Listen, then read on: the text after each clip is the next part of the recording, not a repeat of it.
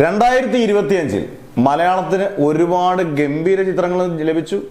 വളരെ മോശമായ ചിത്രങ്ങൾ ഇറങ്ങിപ്പോയതുപോലെ ചിലപ്പം പേര് പോലും നമ്മൾ ഓർക്കുന്നില്ലായിരിക്കും. എന്തായാലും ടോപ്പ് 10 മൂവീസ്, ഇത് ഞാനൊരു ഓർഡറല്ല, നിങ്ങൾക്ക് ഓർഡറാക്കി ഇടാം.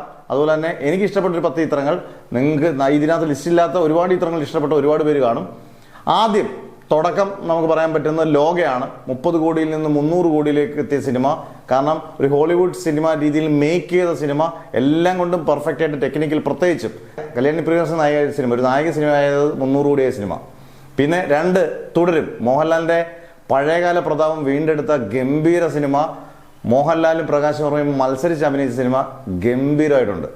സർവമായ നിവിൻ പോളിയുടെ ആ പഴയ ചാം തിരിച്ചു കിട്ടിയ സിനിമ. നിവിൻ പോളിയും അജു വർഗീസും ജനാർദ്ദനും ഒക്കെ അതിനകത്ത് റിയ എന്ന് പറയുന്ന ക്യാരക്ടറൊക്കെ ഉൾപ്പെടെ തകർത്ത് അഭിനയിച്ച സിനിമ. നല്ല പോലെ തിയേറ്ററിൽ ഓളം ഉണ്ടാക്കിക്കൊണ്ട് ഇപ്പം ക്രിസ്മസിന് മുന്നേറുന്ന സിനിമ.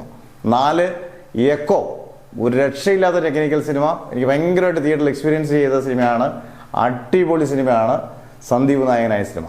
5 കളങ്കാവൽ, മമ്മൂട്ടി എന്ന ഹീറോ വില്ലനായിട്ട് തകർത്ത് അഴിഞ്ഞാടിയ കഥാപാത്രം. സൈക്കോ കില്ലറായിട്ട് മമ്മൂട്ടി തകർത്തപ്പം വിനായകൻ നായകനായി ഗംഭീരമായിരുന്ന സിനിമ. നമുക്ക് ഒരു പ്രത്യേക വൈബിൽ കാണാൻ പറ്റുന്ന സിനിമയാണ്. പ്രത്യേകിച്ച് അതിനകത്ത് പാട്ടുകളും ബാക്ക്ഗ്രൗണ്ട് സ്കോറും എല്ലാം കളങ്കാവൽ. 6 പൊന്മാൻ, ഒരു രക്ഷയില്ലാത്ത ബേസിലിന്റെ അഭിനയം. ഇത് തിയേറ്ററിൽ അത്രയും ശ്രദ്ധേയമായില്ലെങ്കിലും പിന്നീട് വലിയ ചർച്ച ചെയ്യപ്പെട്ട പടമാണ് പൊന്മാൻ. ഗംഭീര സിനിമയാണ്. പൊന്മാനെ കുറിച്ച് പറയുമ്പോൾ പലപ്പോഴും അജീഷിന്റെ കഥാപാത്രം മാത്രമാണ് പറയുന്നത്. പക്ഷേ ഇപ്പുറത്ത് സജീവ് ഗോപി ഏതൊക്കെ ക്യാരക്ടർ ഗംഭീര ക്യാരക്ടറാണ്. സിനിമ മൊത്തത്തിൽ അടിപൊളിയാണ്. റോന്ത് ദിലീഷ് പോത്തൻ ഗംഭീര പെർഫോമൻസ് നടത്തി. അതോടൊപ്പം തന്നെ റോഷനും അടിപൊളിയായിട്ടുണ്ട്. റോന്ത് ഗംഭീര സിനിമ. രേഖാചിത്രം, പഴയതും പുതുമയുടെ ജോഫിനെ അവതരിപ്പിച്ചപ്പം ഗംഭീര ഒരു ആസിഫ് അലി ചിത്രം നല്ല പുതുമയായിട്ട് നമുക്ക് കാണാൻ പറ്റി. അടിപൊളിയായിട്ടുണ്ട്. പ്രത്യേകിച്ചും കൈയ്യടി നേടേണ്ട സിനിമയാണ് ഓഫീസർ ഓൺ ഡ്യൂട്ടി.